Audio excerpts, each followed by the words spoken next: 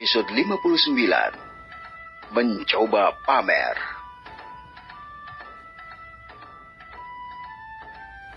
Master Gu mengambil pergelangan tangan tetua Dai dan memegangnya selama beberapa menit. Dia kemudian mengeluarkan lusi dan jarum perak dan mulai perlahan dan hati-hati meletakkannya di sekitar perut tetua Dai. Wajah Dai tua sedikit cerah. Meskipun orang masih bisa melihat bahwa ekspresi wajahnya masih terlihat kesakitan. Fei Hu menggelengkan kepalanya. Master Gu, kualinya ada di sini beserta tanaman obat.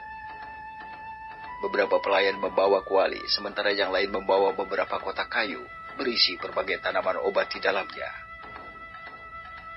Master Gu, bagaimana keadaan ayahku?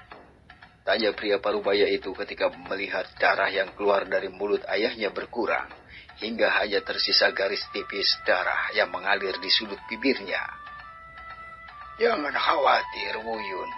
Ayahmu akan baik-baik saja. Dia tampaknya memiliki luka di perutnya yang membuatnya menderita sakit dan memuntahkan darah. Master Gu menjawab sambil berdiri dan mengarahkan perhatiannya ke tanaman obat di dalam kotak. Setelah memilih beberapa tanaman, dia mulai memperbaikinya di kuali yang telah dibawa kepadanya. Para asisten Master Alkimia lainnya kagum ketika mengamati gerakan Master Gu dalam mengolah ramuan. Bahkan dua wanita yang masuk pada terakhir di dalam aula juga merasa kagum. Sangat jarang untuk melihat seorang guru alkemis terhormat membuat ramuan obat di depan umum. Karena para guru alkemis tidak mengizinkan orang luar untuk mengamati bagaimana mereka menyiapkan ramuan dan mengolahnya. Semuanya mereka lakukan di dalam asosiasi alkimia atau di dalam ruangan tertutup. Master Gu membutuhkan waktu hampir 1 jam untuk membuat cairan obat. Dia tampak sangat berkonsentrasi ketika mengolah tanaman obat itu. Dia menempatkan satu tanaman pada satu waktu. Kemudian dia menuangkannya ke dalam botol porselen transparan berkualitas sangat tinggi. Master Gu terlihat sangat lelah ketika beberapa tetes keringat turun di dahinya. Alkisir surgawi kelas menengah. Suara keheranan terdengar di antara orang-orang yang berkumpul. Apa? Dia membuat ramuan surgawi kelas menengah dalam waktu kurang dari 1 jam. Sudah bisa diduga menjadi seorang Green Master Alkemis. Pengalamannya melampaui Master Alkemis manapun. Master Gu memang sangat luar biasa. Tatapan mata gadis cantik yang bersama wanita lain di dekatnya sedikit tercerahkan oleh Master Gu. Sepertinya dia telah menemukan harapan. Master Gu lalu mendekati tubuh Dai tua, mengangkat bagian belakang kepalanya dan memberinya cairan obat untuk diminum. Dan masih belum melepas jarumnya. Itu sudah cukup. Ramuan yang aku buat akan membantunya menyembuhkan perutnya dan pulih sepenuhnya pada waktunya. Master Gu berbicara dengan sedikit nada arogansi. Tidak ada yang memperhatikannya kecuali 2 orang. Beberapa menit kemudian, Dai tua masih memejamkan matanya. Ketika Master Gu hendak berbicara, Dai tua mulai memuntahkan darah. Kulit pucatnya semakin memburuk dan jejak darah yang lebih besar mulai mengalir dari mulutnya. Apa yang terjadi? Master Gu terkejut dan memeriksa tubuh Dai tua. Dia mengeluarkan 1 jarum perak lagi dan menusukkannya ke dekat jantungnya, berhasil menghentikan sedikit darah yang keluar dari mulutnya. Sepertinya luka tetua Dai ini sangat serius. Sambil menggelengkan kepalanya, Master Gu melanjutkan perkataannya. Paling-paling, dia hanya akan bertahan selama beberapa hari lagi. Tidak ada yang bisa aku lakukan. Putra Dai tua, Rong Wuyun, ingin mengatakan sesuatu, tetapi pada akhirnya dia tidak dapat berbicara. Ketidakberdayaan di matanya bisa dilihat. Bahkan putrinya sedikit merasa sedih. Bahkan Master Alkemis lain yang ada di sana memeriksa tubuh lelaki tua itu dan juga setuju dengan pendapat Master Gu. Suasana di dalam aula agak suram ketika mereka mendengar penjelasan Master Gu. Kau salah. dia tidak menderita luka di perutnya. Suara datar terdengar di ruangan itu. Sebuah orang menoleh untuk melihat asal suara ini. Mereka segera menyadari bahwa suara itu datang dari seorang pemuda di belakang mereka. Fei Hung telah melepaskan teknik penyembunyian dirinya sejak lama. Karena mereka semua orang sedang fokus pada apa yang dilakukan Master Gu, jadi tidak ada yang memperhatikannya. Master Gu mengerutkan kening dan berkata, "Anak muda, aku tidak tahu apa yang ingin kau katakan, tetapi aku telah memeriksa kondisinya, dan dia tidak dapat bertahan lama, dan aku lebih tahu apa yang terjadi."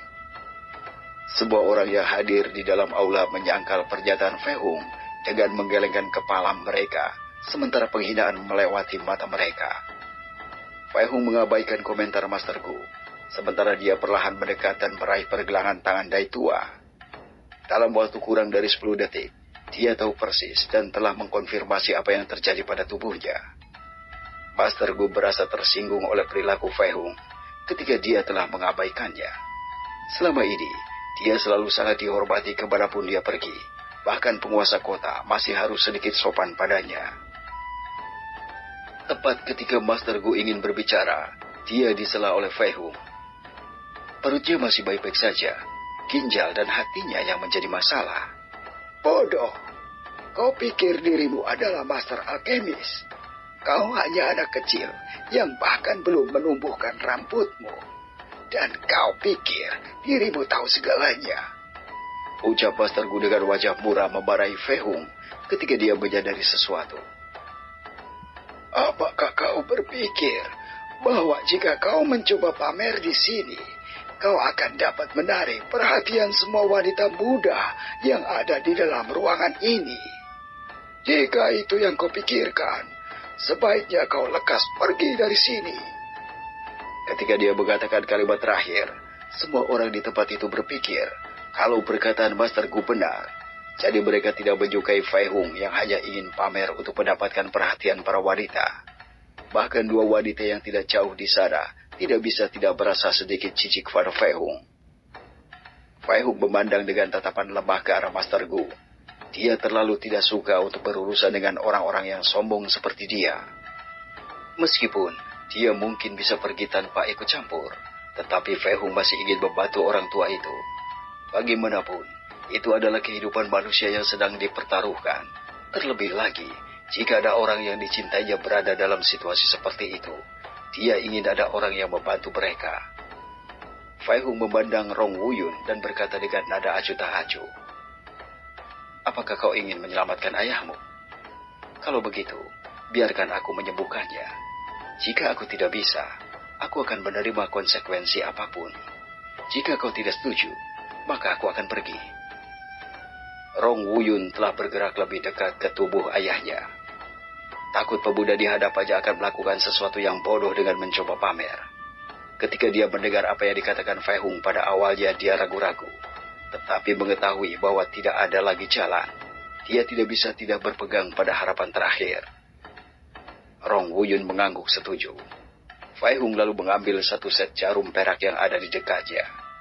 Di hadapan semua orang, dia tiba-tiba mencabut sebuah jarum yang Master Gu tempatkan di bagian perut Dai Tua. Darah mulai mengalir terus-menerus lebih banyak dari mulut lelaki tua itu. "Ayah, kau anak nakal. Apa yang kau lakukan?" Master Gu berteriak dengan suara keras saat dia melihat Fei Hung mengeluarkan sebuah jarum perak yang dia masukkan di tubuh Dai Tua. "Diam, suaramu menggangguku," kata Fei Hung acuh tak acuh. Fei Hung tidak keberatan berbicara kasar kepada seorang Grandmaster alkemis sombong dan arogan seperti dia.